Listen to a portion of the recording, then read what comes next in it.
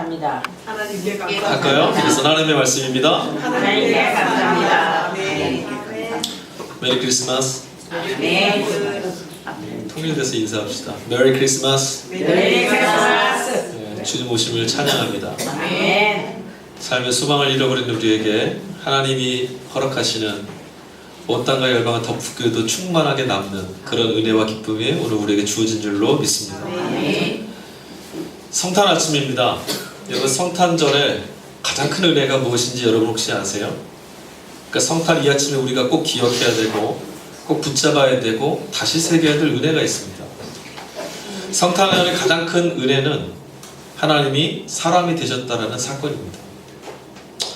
인간을 창조하신 하나님이 자신이 만든 인간이 되고 말았던 겁니다.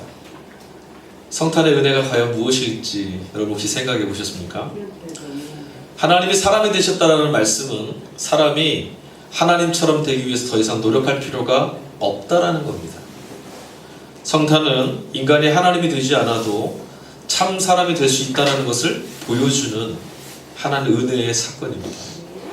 여러분, 그러므로 이 아침에, 이 성탄절 아침에 주님이 우리 가운데 찾아오셨던 이 사건을 통해서 하나님이 너희가 스스로 하나님이 되지 않아도, 너희 스스로 몸부림치지 않아도 내가 너희로 하여금 참 사람 되는 은혜를 베풀었다는 이 귀하고 복된 소식을 들으실 수 있기를 간절히 소망합니다. 네. 아담과 하와가 에덴에서 죄를 지었죠. 여러분, 그 죄를 짓게 된 동기가 무엇이었습니까? 바로 하나님처럼 되고 싶다는 것이었어요. 그들은 선악과를 먹으면 하나님처럼 될 수 있다라고 하는 마귀의 유혹에 넘어갔습니다. 그 후에도 인간은 끊임없이 선악과를 탐하며 살아왔습니다. 지금도 그렇고 우리도 그렇습니다. 창세기 11장에 보면 사람들이 바벨탑을 높이 세우죠. 하늘에 높이 올라 하나님이 계신 곳까지 하나님처럼 되고자. 지금도 인간들은 하나님처럼 높아지려고 세상에서 가장 높은 건축물을 지으려고 애를 쓰고 있습니다. 근데 여러분 아시잖아요. 아무리 높은 건축물을 지어도 곧바로 다음 건물이 되고 맙니다. 오늘 우리의 삶도 또한 따지고 보면 제 자신이 하나님 되려고 애쓰고 몸부림치고 버둥거리며 살고 있는 그런 삶입니다. 여러분, 그러나 언제나 그런 삶에는 암담하고 고나고 지치고 힘에 겨운 일들만 생깁니다. 왜냐하면 우리는 하나님이 아니라서 그렇습니다. 하나님이 아닌데 하나님처럼 되려 하니, 하나님이 아닌데 내 삶을 하나님처럼 꾸려가려고 하니 고날 수밖에 없습니다. 하지만 반대로 그런 우리를 아시기에 하나님은 스스로 인간이 되시고자 이 땅에 찾아오신 겁니다. 성탄은 사람으로 하여금 굳이 하나님처럼 되려고 애쓰지 않아도 된다. 하나님처럼 되기 위해서 너희들이 할 수 없는 그 걸음을 몰아세우며 자신을 학대하며 자신의 영혼을 핍절하게 만들며 걷지 않아도 된다. 지으신 목적대로 그렇게 살아라. 하나님의 지으신 목적대로만 살아도 충분하다. 그렇게 말씀하시는 하나님의 음성이 온 땅 가운데 들리는 그런 날이 바로 이 성탄절 아침입니다. 이런 하나님의 은혜는 구유에 누이신 예수 그리스도 안에서 발견됩니다. 천하들을 낳아서 강보로 싸서 구유에 누이었으니 이는 여관에 있을 곳이 없음이러라. 구유라는 것이 여러분 뭔지 아시죠? 물론 이곳에 계신 분들 중에 구유란 말이 도대체 뭔 뜻인지도 모르는 그런 세대도 있지만 제가 잘 설명해 드릴게요. 구유란 밥통이에요. 밥그릇. 그게 누가 먹는 밥그릇이냐면 짐승들이 먹는 밥그릇. 영혼이 담겨져 있습니다. 아기 예수를 받았던, 해산한 아기 예수를 손에 쥐었던, 자기 품에 안았던 요셉이 강보에다 글을 싼 뒤에 이제 누일 곳을 찾았는데 마땅한 곳이 없었어요.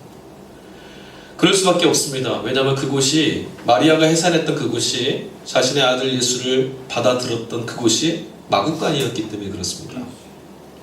가장 낮고 더럽고 추한 곳으로 성경은 이야기합니다. 아무도 거들떠보지 않는 곳. 그때 요셉의 눈에 들어왔던 곳이 있었는데 바로 구유였어요. 마구간에서 해산한 갓 태어난 예수를 품에 안고 이 아이를 고이고이 잘 뉘어보고 싶은데 뉘을 곳이 없었는데 그때 눈에 들어온 게 바로 이 구유, 짐승들이 먹을 밥통이었던 거예요. 구유에 있는 짐승들의 여물을 먹다가 아기 예수를 안고 있는 그 요셉을 바라보고 있던 짐승들이 뒤로 물러섭니다. 요셉은 마른 건초, 그 건초가 놓여있던 구유 위에다가 아기를 뉘었죠. 이사야서 1장 3절에는 이런 말씀이 들어있습니다. 소는 그 임자를 알고 나귀는 그 주인의 구유를 알건만은 이스라엘은 알지 못하고 나의 백성은 깨닫지 못하는도다. 이사야의 예언이 그대로 이루어진 순간이 바로 이때였습니다. 예수께서 구유에 누이셨다. 이 땅을 구원한 메시아로 오신 예수가 구유 위에 누워지셨다, 그 위에 누이셨다라는 말씀은 대단히 중요한 의미를 가지고 있습니다. 여러분 혹시 이 본문의 말씀, 아기 예수께서 구유 위에 누이셨다라는 사건을 곰곰이 씹어보시고 묵상해보신 적 있으십니까? 왜 그러셔야 했을까? 하나님의 영이 떠나간 인간은 마치 짐승과 같은 존재일 뿐입니다. 여러분 어떤지 모르시겠어요? 여러분 하나님의 영이 우리 가운데 충만하게 임하지 않으면 다 짐승이에요. 세상을 살아가면서 우리가 느끼는 게 그런 거 아닙니까? 부닥칠 때마다, 사회면 기사를 볼 때마다, 아니 그럴 것까지 없어요. 우리가 늘상 마주치는 세상 속에서 우리가 경험하는 게 이게 과연 사람이 사는 세상인가? 하나님의 영의 통치와 감동이 없이 사는 인간의 영혼은 이렇게 될 수밖에 없습니다. 짐승 같은 존재, 아니 그런 존재죠. 그냥 영이 살아있지 않은 사람은 자기 본능과 충동에 따라 살아가는 존재가 되고 맙니다. 이게 짐승의 삶이죠. 하고 싶은 대로 기분 내키는 대로. 그런데 그 먹이통에, 그 짐승들이 먹는 먹이통 위에 주님이 지금 누우신 거예요. 짐승 같은 인간의 먹이가 되려고 오셨다라는 걸 상징하는 겁니다. 짐승같이 사는 우리의 먹이가 되시겠다.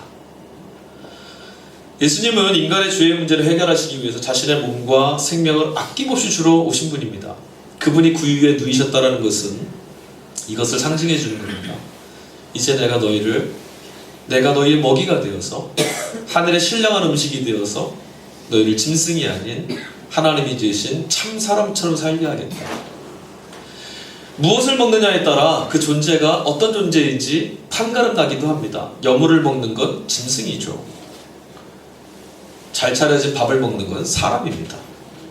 하늘의 생명을 먹고 마시는 이들은 성도입니다. 예수님은 바로 우리에게 그 음식을 주시려고 구유 위에, 짐승 같은 우리가 먹는 먹이통 위에 스스로 찾아오신 거예요. 예수님은 자신을 가리켜 우리를 살리실 생명의 떡이다 이렇게 말씀하셨어요. 나는 생명의 떡이다. 세상에 생명을 살리기 위한 살이라고, 내 몸은 너희를 살리기 위한 살이라고도 말씀하셨습니다. 육신을 입고 이 땅에 오셔서 구유에 누이신 것은 그러므로 기꺼이 우리들의 생명을 위해 자신을, 우리가 먹어야 될 하늘의 백성들이 먹고 마셔야 할 생명의 떡으로 오셨다라는 것을 말씀해 주시는 겁니다.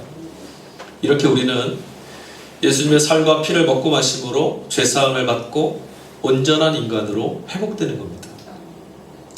예수의 살과 피, 예수의 은혜, 하나님이 주신 그 생명을 먹지 않고는 사람 될 수 없습니다. 그러므로 우리는 세상의 많은 재물과 쾌락, 세상이 요구하는 기준들을 채우려고 했던 마음을 자꾸 비워내야 됩니다. 여물통에 여물이 가득하면 그냥 여물통입니다. 그 안에 채워졌던 거름들, 여물들 다 비워내야 됩니다. 그리고 그 여물통에, 그 구유에 예수님으로 채워야 됩니다. 그분으로 채울 수 있다면 우리는 참 사람으로 살 수 있습니다. 그분으로 우리가 먹어야 될 떡그릇에 그분으로 채워진다면 우리는 그때 비로소 하나님의 사람으로 회복될 수 있습니다. 하나님께서는 우리가 빈 그릇 되라고 말씀하세요. 빈 그릇이 되라. 그 빈 그릇 위에 성령을 충만하게 하시고 은혜를 충만하게 하시고 복을 충만히 채워주시기를 원하고 계십니다. 여러분에 있는 그 여물통을 비워내셔야 하나님이 베푸시는 성령의 충만이 임할 줄로 믿습니다. 성령이 충만히 임하셔야 은혜가 임하는 것이고 은혜가 임하여야 그 마국간이 복된 자리가 될 수 있습니다. 그러므로 여러분 우리는 비워내야 합니다. 비우는 것은 저와 여러분의 책임이에요. 그건 우리가 해야 될 일이에요. 우리 마음의 구유를 비워내는 것 내가 해야 됩니다. 그리고 충만하게 채우시는 건 하나님의 책임입니다. 하나님은 신실하게 자신이 하실 것을 하실 거예요. 그게 은혜죠. 우리가 참으로 비워낼 수 있다면 하나님은 천국의 복을 우리 가운데에 충만하게 채워줄 줄로 믿습니다. 더욱 감사한 게 있습니다. 예수님께서 왕궁이나 일반 가정집이 아니라 마국간에 태어나셨다는 거예요. 복음서를 읽으면서 이 대목에 울컥한 사람들이 있는데, 이 대목을 읽으면서 울컥하다는 것은 우리가 살아간다는 것이 어떤 것인지를 아주 치열하게 몸부림치며 살아간 사람들의 삶이 가능한 얘기예요. 베들레헴이란 이름이요, 떡집이라는 뜻을 갖고 있습니다. 그러니까 이곳이요, 곡창지대였어요. 농사 많이 짓는 곳이었거든요. 시골이에요. 도시가 아닙니다. 그러니까 평상시 사람 붐비지 않아요. 근데 갑작스럽게 예수님 태어나실 당시에 호정령이라는 게 떨어져서 사람들이 막 붐비기 시작했어요. 막 몰려들기 시작합니다. 때문에 여관이 턱없이 부족했어요. 급했던 요셉이 백방으로 수소문을 해보았지만 머물 수 있는 집은 없습니다.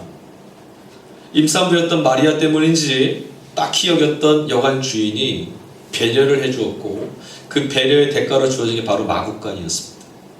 마국간에 가서 예수님을 해산했죠. 하나님이 인간이 되셨다라는 사실만도 참 놀라운 일인데, 그 하나님이 인간이 되셨을 때, 인간을 찾아오셨을 때 짐승들이 사는 마국간에 오셨다는 사실은 우리를 더욱 놀라게 합니다. 그럼 이게 놀라운 일이에요. 여기에도 주님의 깊은 뜻이 있습니다. 하나님 우리를 향하신 구원의 계획이 이 안에 담겨 있어요. 마국간이 도대체 무엇을 상징하는지 아십니까? 바로 하나님 앞에 서 있는 저와 여러분의 내면입니다. 가축들이 살고 있는 곳, 집과 건초가 쌓여 있는 곳, 가축의 배설물들과 두엄과 오물이 범벅이 되어 있는 그곳이 바로 마국간입니다. 아무리 청소를 해도 금방 더러워지고, 아무리 깨끗하게 해도 오물이 쌓이고, 아무리 청소하고 단정하고 깨끗하게 해도 여전히 불쾌하고 역겨운 냄새가 진동하는 곳, 거기가 바로 마국간입니다. 하나님의 아들이 예수께서 어떻게 이런 곳에 오실 수 있었을까? 이 질문은 우린 이렇게 해야 돼요. 하나님의 아들이 어떻게 이런 마국간 같은 우리 안에 찾아오셨을까? 우리 내면이 이렇다는 거예요. 우리 마음 역시 진리 안에서 순수하지 못하고 깨끗하지 못합니다. 오물투성이라는 말이죠. 오물이란 짐승들이 먹고 배설한 배설물이죠. 아무리 그럴듯하게 마른 고초를 거기 위에다가 쌓아두어도 오물이 가득한 건 어찌할 수 없어요. 그건 마국간이에요. 이것이 우리 내면에 치유하지 못하고 남아있는 상처와 분노와 억울함과 두려움과 서운함과 이런 것들이죠. 우리 내면에는 이런 것들이 해결되지 않은 상태로 아직 많이 남아있습니다. 마른 고초 밑에 여전히 그것들이 존재하고 있어요. 그리고 상황이 되고 조건이 되면 스멀스멀 그것들이 올라옵니다. 하나님은 만물보다 거짓되고 심히 부패한 것이 마음이다, 이렇게 말씀하셨어요. 맞습니다. 마국간은 냄새나고 부패한 인간 마음, 바로 우리들의 마음판을 상징해주고 있습니다. 아파하고 괴로워하는 우리 내면, 그것 말하는 거죠. 예수님은 바로 이런 상처투성이이고 냄새나고 부패한, 아무리 감추어도 아무리 씻어내도 여전히 더럽고 추한 냄새로 가득한 우리 마음에 찾아오셨습니다. 아기 예수님, 어쩌면 우리가 깨끗하고 멋진 빈방을 준비하고 마련한다 하더라도, 아니 그럴 수 있었다고 하더라도 그곳에 들리지 않으셨을 거예요. 왜냐하면 그분이 이 땅에 찾아오신 목적 자체가 죄인된 인간을 구원하려 오신 거였기 때문에 그렇습니다. 추악하고 더러운 인간들을 위해서 자신의 몸을 드리기 위해서 오셨기 때문에 그렇습니다. 그분이 마국간에서 태어나셨다는 사건은, 그 이유는 바로 여기 있습니다. 그 마국간에서 자신의 몸을 위해 뒹굴고 있는 우리를 구원하시려고. 냄새나고 더러운 마국간이었지만 예수님이 탄생으로 인하여서 그 마국간은 생명의 빛으로 가득해졌습니다. 우리는 성탄절을 맞이하면서 예수가 태어나신 마국간을 생각할 때마다 아름답고 따뜻하고 향기나는 곳으로 떠올리곤 합니다. 왜냐하면 하나님의 아들이 그곳에 임하셨기 때문이죠. 그늘지고 어두컴컴한 마국간에 태양빛보다 더 빛나고 밝은 생명의 빛이 찾아왔습니다. 곰팡이 나고 부패했던 곳에 생명의 역사가 시작된 것입니다. 사도 바울은 이것을 두고 이렇게 말해요. 질그릇 안에 보배를 가진 것. 고린도서 4장 7절에서 사도 바울이 이렇게 말합니다. 우리가 이 보배를 질그릇에 가졌으니 이는 심히 큰 능력은 하나님께 있고 우리에게 있지 아니함을 알게 하려 하심이라. 여러분, 질그릇이라는 것은 값어치 없는 그릇입니다. 금이나 은으로 만든 그릇에 비하면 정말 쓸모없고 아무도 눈여겨보지 않는 거죠. 우린 그런 질그릇 갖고 다니다 보면 함부로 대할 수 있어요. 깨져도 뭐 그만이지 뭐. 그런 그릇이에요. 상처라도 괜찮지 뭐, 하나 더 사면 되지. 이것보다 더 귀한 게 많은데, 이것보다 값싼 게 없는데 뭘 대수겠어? 그런데 그 질그릇이 바로 우리를 상징한다는 거예요. 성경이 말하는 그 질그릇은 바로 말씀 앞에 서 있는 저와 여러분입니다. 그런데 사도 바울은 말합니다. 그 질그릇에 보배가 담긴다면, 그 질그릇 안에 가장 고귀하고 존귀한 것들이 담겨 있다면, 여러분, 그때 그 질그릇의 가치가 바뀌는 겁니다. 생각해보세요. 여러분, 종이컵 일회용 용기에다 여러분에게 뭘 넣어드렸을 때, 먹을 건 넣어드리면, 떡 하나 넣어드리면 깨지던 상하던 떨어져서 버리게 되던, 여러분 별 마음 안 쓰실 거예요. 떨어진 그릇이 종이 그릇이고 담겨있는 떡 나중에 또 사 먹으면 그만이니까. 근데 여러분, 여러분의 그 종이컵 속에 보배가 들어있다면 어떻게 되겠습니까? 떨어질까봐, 깨질까봐 아마 안절부절 못하시면서 고이고이 품어서 가지지 않겠어요? 그릇의 가치는 그 안에 무엇이 담겨있는 데 따라서 결정되는 거예요. 마구간은 우물투성이었을지도 모릅니다.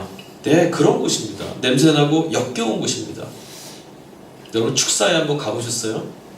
TV에서 보시면 그곳의 시골에서 저런 풍경에 일하시는 분들 보면 낭만 있어 보이시죠? 축사에 들어가시면 고개를 돌릴 거예요. 눈이 따갑고 숨을 쉴 수가 없어요. 그런 곳에, 그렇게 더럽고 추한 곳이, 아무도 눈여겨보지 않으려고 했던 그곳이 예수님 때문에 생명이 가득한 곳으로 바뀌어졌어요. 그 마구간에 있던 짐승들은 눈을 크게 뜨고 그곳에 임하셨던 창조주를 경배했습니다. 그리고 그곳에 온 동방박사들도 예수님께 경배하면서 황금과 모략과 유향을 드렸죠. 그곳으로 찾아왔던 목자들도 마찬가지입니다. 그들도 천사들이 전한 메시지를 그에게 전하며 기뻐합니다. 지극히 높은 곳에서는 하나님께 영광이요, 땅에서는 하나님이 기뻐하시는 사람들 중에 평화로다. 하나님을 기뻐하는 이들에게 임하는 평화. 어둡고 칙칙한 곳에 임한 생명의 빛, 그것은 심히 부패하고 죄를 물든 인간들 안에도 여전히 소망이 있음을 보여주는 하나님의 역사입니다. 아직도 세상에 대해서, 자신이 만든 사람들에 대해서 소망을 갖고 계시는 하나님을 우린 이곳에서 볼 수 있습니다.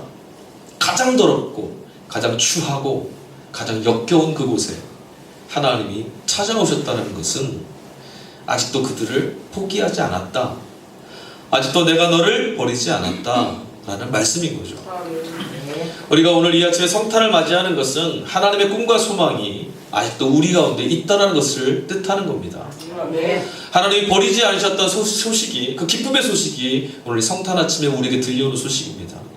우리가 주님의 탄생을, 주님의 이 땅에 오심을 기뻐할 수 있고 기억하는 것이, 마구간 같은 우리의 영혼 가운데 찾아오신 하나님을 기억할 수 있다는 것이 하나님이 아직 우리를 포기할 수 없다라는 그런 메시지가 아니겠습니까?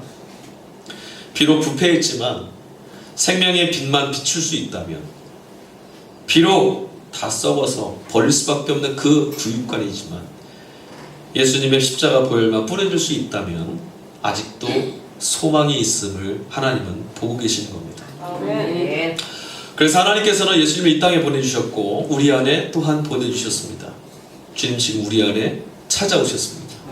비록 우리는 연약하고 부패한 죄인들이지만 예수님만 우리 안에 임하실 수 있다면 우리는 보배로운 그 보배를 가슴에 품은 질그릇처럼 깨지지 않고 아직도 소망을 가지고 있는 겁니다. 아멘. 여러분 안에 보배가 찾아왔습니다. 아멘. 여러분의 그릇이 어떤 것인지 괜찮습니다.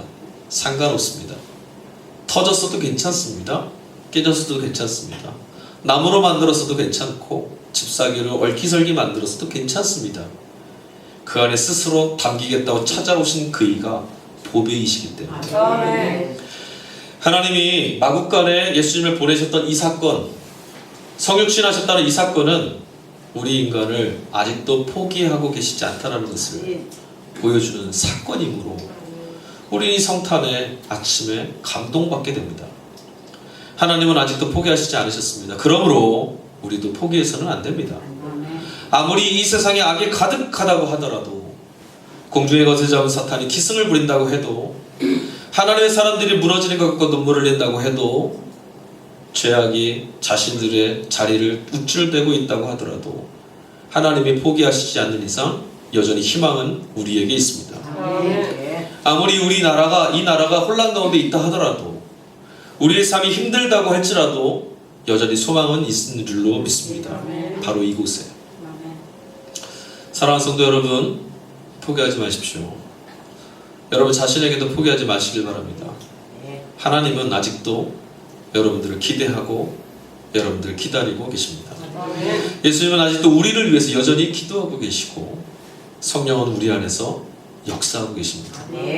이 성탄절에, 이 성탄의 아침에 우리가 가져야 할 마음은 바로 소망입니다. 질그릇 위에 찾아오신 보배로우신 주님, 그 주님을 바라보는 것이 바로 우리들이 붙잡아야 될 소망이고, 이 성탄의 아침에 우리의 가슴을 뛰게 하는 것도 바로 여기에 담겨있는 줄로 믿습니다. 아직도 끝나지 않은 소망, 여러분 안에 이런 주님의 은혜가 충만하게 임하기를, 여러분의 인생의 삶 가운데에 질그릇 안에 놓이신 보배로우신 주님께서 열어가시는 소망의 날들이 열려지기를, 여러분이 질그릇이 아니다고 말할 수 있는 복된 날들이 열려지기를 주님의 이름으로 간절히 축원합니다. 기도하겠습니다. 하나님 감사합니다. 큰 기쁨의 소식 되시는 주님이 이 땅에 찾아오셨음을 믿음으로 외칠 수 있도록 우리를 당신의 자녀로 불러주시고 믿음의 눈을 열게 해주시고 하나님 앞에 무릎 꿇게 하시고 주님 앞에 겸손히 내 마음을 열 수 있도록 인도하시니 감사합니다. 마곡간에 찾아오신 주님이라고 나와는 관계없는 것처럼 보아왔었지만 그 마곡간이 바로 내 안에 있었고, 더럽고 추한 구유 위에 누이신 예수라고 칭송했지만 그 더럽고 추했던 구유가 바로 나였음을 기억하게 하시니 감사합니다. 이곳에 임하셨으니, 깨지고 상한 이 질그릇 위에 임하셨으니 주님 거룩하게 해주시고, 주님 다시금 하나님의 소망 안에 있음을 깨달아 주께서 이루어 가시는 소망의 날들을 보게 하여 주옵소서. 온 누리 가운데 임하시는 주님의 평화, 하나님을 기뻐하는 이들, 그 기뻐하심을 입은 이들에게 임하는 평화가 오늘 이 아침에 우리 가운데 허락된 줄로 믿고 삶의 자리로 나아갑니다. 주님 동행하여 주옵소서. 감사하며 거룩하신 우리 주 예수 그리스도 이름으로 기도하였습니다.